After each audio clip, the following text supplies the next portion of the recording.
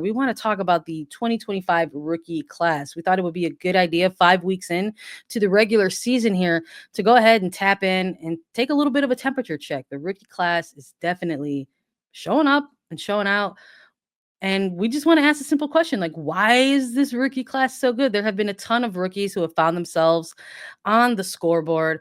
A couple of players representing one specific club. We got to shout out Riley Tiernan and Macy Hodge. They are two players cutting it up for Angel City. Maddie DeLehan for the Reign. We've got Gia Corley for the Wave doing some very, very cool things. It almost sort of feels like a player who has maybe perhaps unlocked some things for the Wave there. But shout out to Maggie Graham, Lily Real, and Carly Lima as well alongside here. Other rookies who are doing really cool things, maybe haven't found themselves on the score sheet quite yet. Sarah Shapansky for Gotham, Trinity Armstrong. And you know what?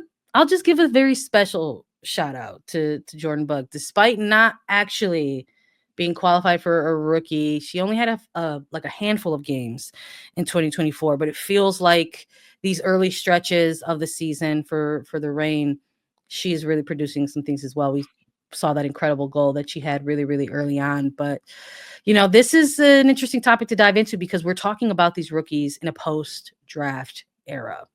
So I think I want to go to the two of you with this, of course, as the former players and the expertise that you have and all the experience that you hold.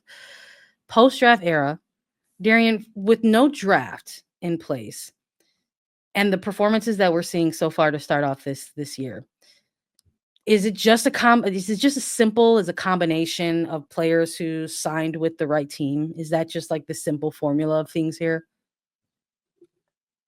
I don't know if it's that simple because the draft the draft was something that even if you got drafted high, it didn't mean you were going to play with a team. You could be drafted to Gotham last year and get no minutes. Gotham 2023 get no minutes because it's so stacked. So I think it's really a credit to a lot of these players, like a Riley Tiernan, her story, going on as an invitee to try out with Angel City. And she balled out so much in preseason that they signed her to a contract. And now she's starting playing, getting minutes. I think a lot of the times to be a rookie, there has to be a lot of things that go right your way, whether it's, hey, maybe someone got injured or this player got traded or they're leaving, they're retiring. Wow, now that space opens up for me the space is open for me to maybe take advantage of, and they're not bringing anybody else in. And I think we're seeing that with a lot of these rookies that are really grasping that opportunity. But it's so early on with this that I don't know. I'm not fully convinced of the effects of the no draft versus having the draft yet.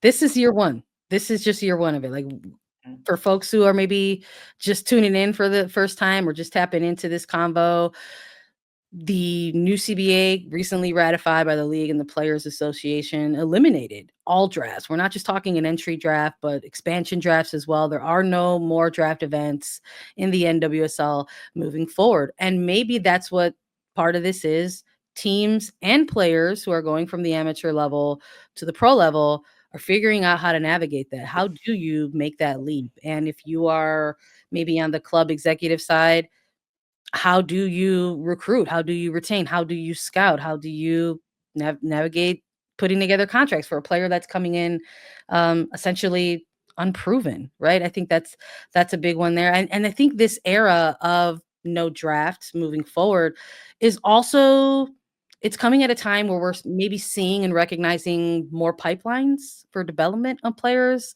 What's your opinion on that sort of landscape, McCall? I mean, I think in the past, it's been really difficult for rookies to come into this league and make a splash.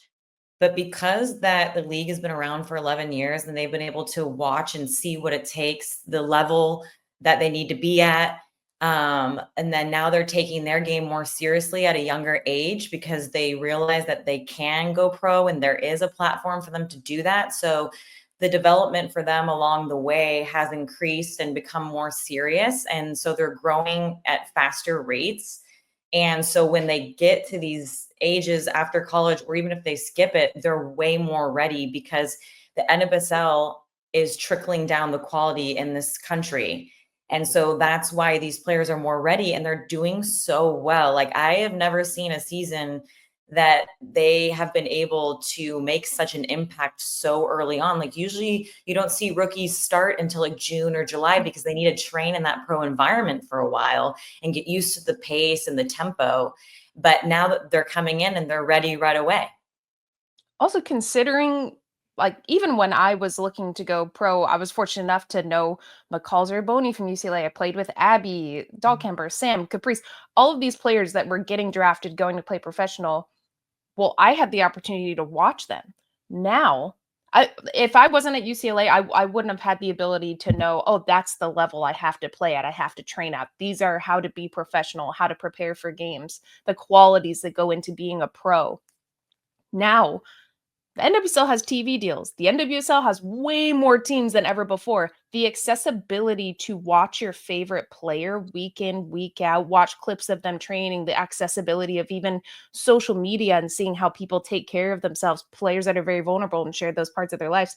That's a huge part to me as to why we're seeing so many younger players become pro. That level of accessibility, vulnerability, visibility that you now have to see, that's how you become pro. Where when I was young, I was watching Marta clips, Thierry Henry clips of, oh, that's how I need to play. And those are qualities in my game. Now you get to watch any player. You can watch Trinity Rodman, you can watch Corey Bethune, you can watch all of these players week in, week out and see that those are parts of your game that you need to work on. This is how you need to be to get it to that level and have an extra edge. So I think we're just going to keep seeing it get better and better because we have that. Yeah, they're able to watch. And also, the last few years while I played, we had so many college players come in the summer and train with us. So now they actually have a training environment where they can practice at that level before they are qualified to join that level. So they got that experience. And it was really cool for me to see, wow, these kids can hang. Like they're going to be ready very soon. Like they just need to stay like a couple more months, like the gap is shrinking now where it used to be college was such a lower quality than the pros, but now players are ready sooner because they have these opportunities with the league. And we're watching some of these players make those decisions earlier. Like it was kind of just these one-off type of special, unique moments, right? Like Jenna Davidson declaring for the draft, or Soph Smith the following year declaring for the draft. Like how that was just sort of, it felt like just a unique circumstances, and that's not necessarily the case anymore. This concept of like foregoing college or leaving college early to turn pro is now becoming a new normal, whereas maybe before it wasn't considered as common, at least in the American women's professional What could landscape. change that is what's going on right now that might come is the new settlement with House versus NCAA lawsuit. I don't know how many people know about that, but there might be changes coming in D1 sports with potential new NCAA rules coming in where basically schools will have more flexibility in financial spending with their athletes because they're going to increase the amount of sports scholarships that they can give because now they're realizing they need to compete with pro sports because all these kids are skipping school. So now what they're trying to do is get more money that they can give. And so everyone on the roster can have a scholarship. Whereas before, we're very familiar with this term in the NWSL, they had a salary cap at colleges. But now they're fighting to remove that salary cap so they can give every single one of their student athletes a scholarship to entice them to come to school. So that can change. Yeah. It's very interesting. I actually, you know what, in that, sticking with that energy a little bit, because you're both two former players who can look back at your time and say this was very clearly the draft era of NWSL, and touching on things that are changing that landscape now, and DU speaking a little bit about the experiences of that, just looking at players as examples to follow and what you need to do in order to kind of close that gap for yourself and make that leap to going pro, and how that maybe doesn't always pan out, because it sounds like you're both also saying how the trajectory of things you were able to kind of pluck that out. You could say, okay, this is supposed to be the timeline for a rookie in NWSL. You're getting drafted, okay, you've made your way onto the roster. Surely you're not going to be getting games until maybe mid-season because you could see the gap or they need time. So for the two of you personally, what was that like to earn a contract in the draft era, because that's not necessarily, we're not seeing similar storylines for some of these players in this 2025 season. They got their contracts, and I just rattled off a ton of players who are already on score sheets and have made impacts for their clubs. For the two of you, knowing that maybe there's talent in front of you on a roster, how do you like manage those things on a personal and professional level? My experience was different. I was fortunate because I had a really good college career, but I broke my leg my senior year. So it was either I stay at college and do my rehab there, or a pro team signs me and I go basically learn the ropes, just observing and getting to know the team. And that's essentially what happened. I signed, moved to North Carolina with McCall, JMac, our girls on the show. And I just took the time to rehab, become a real professional. I've talked about this before, watching McCall, Jess, Abby Urseg, players like that, Abby Dahlkemper, who are true professionals that take such good care of themselves and just learn. I sat and watched Ashley Hatch, who was also part of my, got drafted with me in my rookie class, take off rookie of the year. Jess McDonald, Lynn Williams in front of me. Those are players I got to just sit and watch and learn by. And I went with a lot of my UCLA teammates too, to see their game. I really took the time to sit, learn, appreciate the game again, and just try to get myself back healthy. And then I had a great second year, and then ended up going to Seattle and balling out. So to me, I just took that opportunity as, I'm just going to learn. I'm going to watch this incredible group of women, of players, and learn the best that I can. But I think, McCall, you probably have a different experience than that. I don't think you came in injured with a broken leg to your professional career. No, I did not. And you played your whole career with a broken leg. You're so impressive. I can't believe it.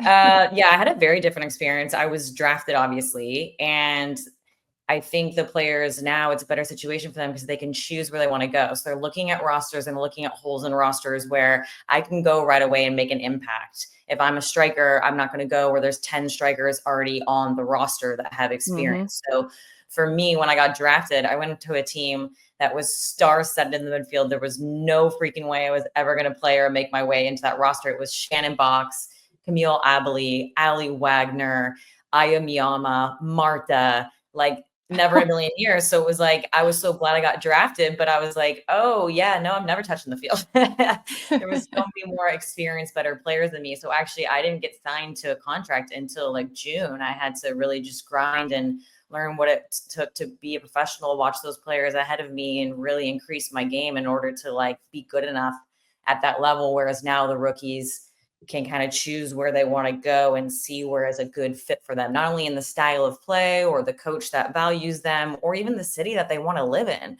but also that part team that they fit in, that they can have an impact and get minutes right away.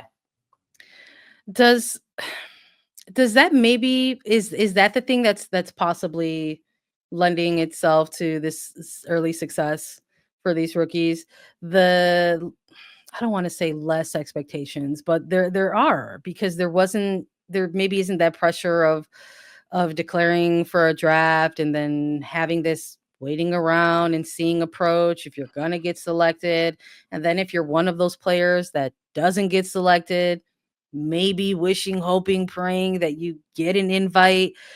Does not having a draft kind of maybe limit or shift the expectation on these current players, having not gone through a draft and not having that type of ranking kind of placed on them? It does a bit, because I think when you look at even if you get drafted in the top 10, it doesn't really matter. Yeah, you're more likely to get a contract because your name now with social media and what that means for like brand deals and, oh, national team prospect and blah blah. There's a lot of PR to me that goes into it, but you can be a player like, Savvy King didn't play a ton for Bay last year. She was drafted very high. And credit to her, she left, she's balling out with Angel City now, but it doesn't always translate to you getting a ton of minutes, you thriving at a club. So to me, I actually like that the number overhanging your head is gone, the number one pick, the number whatever pick. It doesn't always translate to actually how you play on the field, how you even adapt to playing pro. That's a huge learning curve. How how you deal with even the mental battles of maybe I'm starting this week, maybe I'm not. I had a shitty week of training. What does that mean for, oh, now I'm not starting in this match? There's a lot that goes into it that I think a number over your head of where you were drafted really doesn't matter. So I still think we need time to see how this is gonna pan out. But I also like that a player can just go, if they get invited or get to go show up at a preseason and have the flexibility to ball out, fit in wherever, pick a team where, oh, this player's leaving, oh, this player just got injured. Okay, now I've got the opportunity to go. I'm gonna prove it. I really like that. I like that it's there. That pressure to me goes away a bit. And I think if you're one of those players that doesn't get drafted or is drafted later, who I'm blanking on her name. She's with Seattle now, outside back. She was with Angel City last year. Princeton. Curry. Yes. Oh, yes. Curry. Madison Curry. Like, to me, that is a player that proved all of that she should be a staple in this league, yet she was drafted late. She went to a position that she didn't even play professionally, and she was one of the best players for Angel City last year. So I'm with it, but I still think we're going to need time to actually see the true effects of what this means for teams.